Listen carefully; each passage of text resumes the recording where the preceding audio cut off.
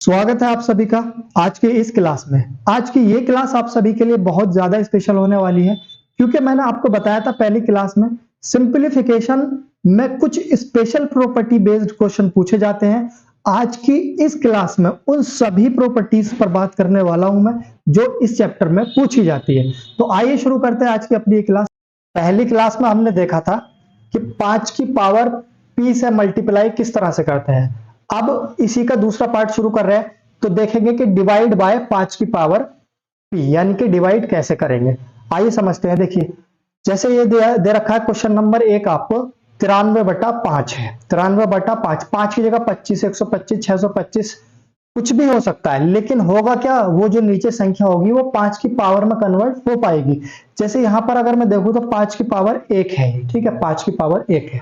तो जब हम डिवाइड करेंगे तो कैसे करेंगे वो देखो। सबसे पहले हमने जो मल्टीप्लाई देखा था उसमें देखा था 2 की पावर p से क्या करते थे, भाग करते थे, लेकिन उसका उल्टा यहां करेंगे, 2 की पावर p से गुणा कर देंगे। यहां 2 की पावर p से गुणा तथा 10 की पावर p से भाग कर देंगे। यानी कि जो भी मल्टीप्लाई में हम कर रहे थे अब उसका उल्टा कर देंगे, अपोजिट कर देंगे। अब देखो कैसे, जैसे ऊपर है 93, तो 2 की पावर p का मतलब यहां क्या है 1, तो 2 की पावर 1 से गुणा करोगे आप और 10 की पावर 1 से क्या करोगे, भाग करोगे। 3 दूनी 6, 9 दूनी 18, नीचे 10 है तो एक संख्या बाद पॉइंट आ जाएगा, यानी कि 18.6 आपका आंसर हो जाएगा। ये सवाल आप में से बहुत सारे लोग बड़ी आसानी से कर पाओगे, लेकिन जैसे ही संख्या नीचे बढ़ती जाएगी, नीचे संख्या बढ़ जाएगी और ऊपर वाली संख्या छोटी होती जाएगी, तब आपको इसमें दिक्कत आएगी। आओ क्वेश्चन नंबर 2 देखते हैं। क्वेश्चन नंबर 2 ये क्या है, 5 की पावर 2 यानी कि 25 है।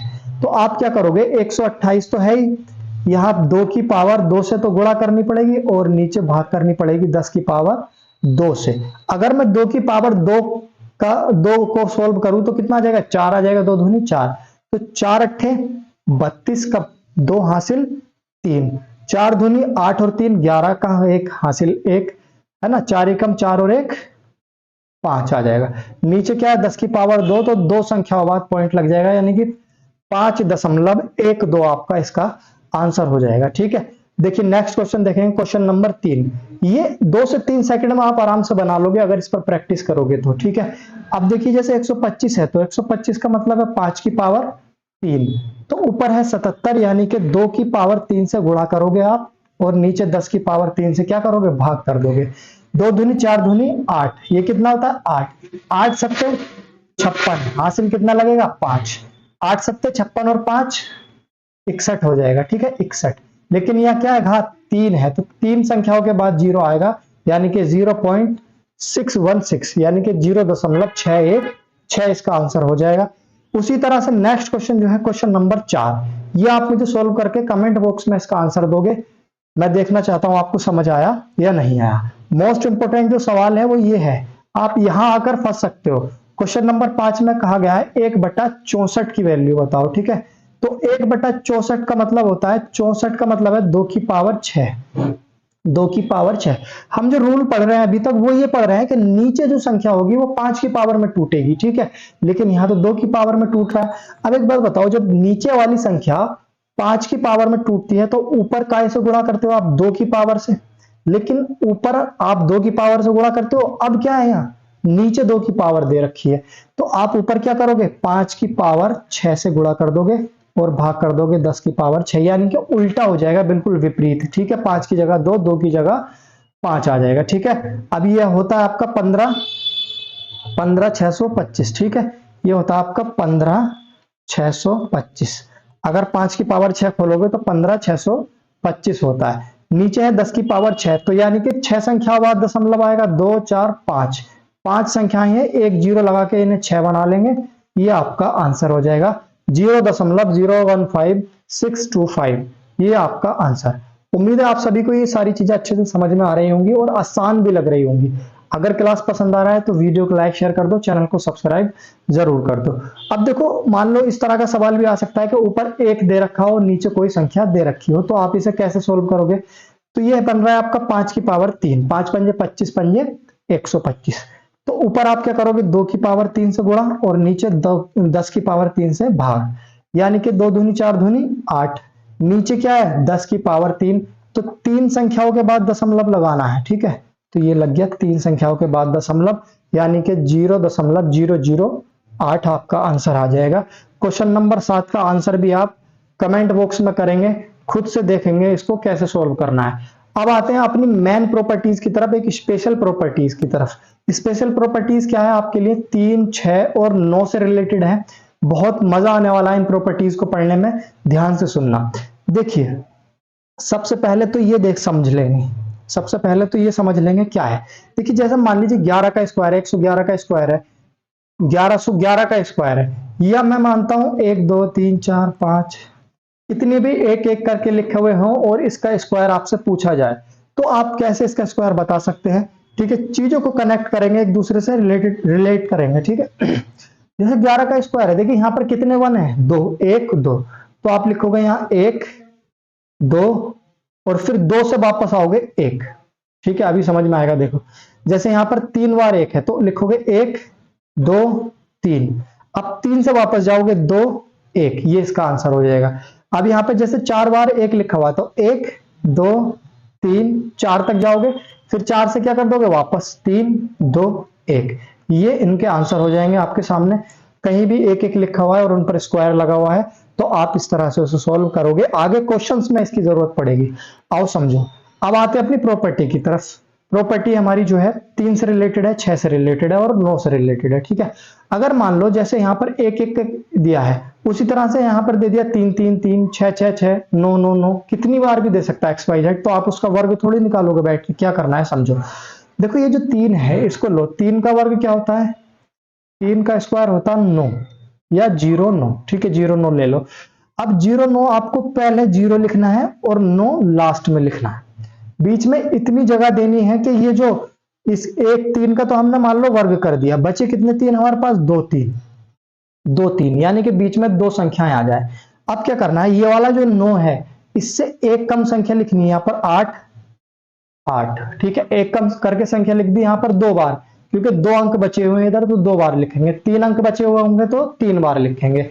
अब इधर आ जाओ, 2 बार इधर लिखेंगे, लेकिन क्या 0 से 1 बड़ा करके, 1 1, ये आपका आंसर हो गया। देखो जस्ट 2 सेकंड भी अगर आपको लग जाए इसमें तो बहुत लग जाएंगे। ठीक है, आइए अब ऐसे 6 क्या नाम है 6 का देखते हैं। 6 का, तो 6 का अगर स्क्वायर आप करोगे 6 6 36 होता है, तो यहां पर मैंने लिख लिया 3 और यहां पर लिख लिया मैंने 6। ठीक है, 36 को मैंने 2 पार्ट में लिख लिया। अब यहां पर कितने 6 बचे हैं, 2 6, तो एक कम करके यहां पे लिखोगे 5 5, एक बढ़ा के यहां पे लिखोगे 4 4, 44 35 56 इसका आंसर हो जाएगा। ठीक है, उम्मीद है आपको ये भी अच्छे से समझ में आ गया होगा। अब आइए देखिए, जैसे मान लीजिए कुछ संख्याएं और अंक और जो बढ़ा दिए हैं, यहाँ पर 2 और 4 5 अंक हैं। अब आपको करना क्या, वही 3 3 9, बीच में कितने अंक आएंगे, अब 2 और 2 4, 4 अंक बचे हैं तो 4 ही अंक आएंगे। अब जैसे यहाँ पर एक कम करके लिखोगे 8 8 8 8, कितनी बार लिखा मैंने, 4 बार, क्योंकि 4 संख्याएं 4 अंक बचे हुए हैं इसमें के। अब यहां पर एक बढ़ा के लिखोगे 1 2 3 4 बार, कितनी बार, 4 बार, ये इसका आंसर आपका हो जाएगा। तो उम्मीद है ये प्रॉपर्टी आपको अच्छे से समझ में आ गई होगी और मस्त और जबरदस्त भी आपको ये प्रॉपर्टी लगी होगी। नेक्स्ट आते हैं इसी प्रॉपर्टी पर, आगे बढ़ते हैं। देखिए कभी भी आपको ऐसी चीज दी गई है जैसे 1 + 1 1 करके यहां पर लिखा गया है, 1 + 1 1 करके, तो देखिए मैक्सिमम 1 कितनी बार है, 2 बार, तो आप 1 से चलोगे 1 2। ठीक, यहां पर मैक्सिमम कितनी बार है, 3 बार, तो आप 1 से चलोगे 1 2 और 3। ठीक है, उसके बाद अगर आप यहां पर देखो तो ये कितनी बार है, मैक्सिमम 4 बार। ध्यान रखना 1 2 3 4 सीक्वेंस में होना चाहिए सब, तो यहां लिखोगे आप 1 2 3 4। ठीक है, बहुत इंपॉर्टेंट चीजें हैं। अब यहां पर जैसा 5 बार है लास्ट में, तो 5 बार लिख दोगे, 1 2 3 4 5, ये आपका इन सबके आंसर हो जाएंगे। ठीक है, ये स्पेशल प्रॉपर्टीज हैं, इनका यूज जो है क्वेश्चंस में आप देखोगे इस चैप्टर में बहुत ज्यादा है। और अगर आपने ये प्रॉपर्टी नहीं पढ़ रखी है तो आप हिसाब लगाते रह जाओगे, देख लेना।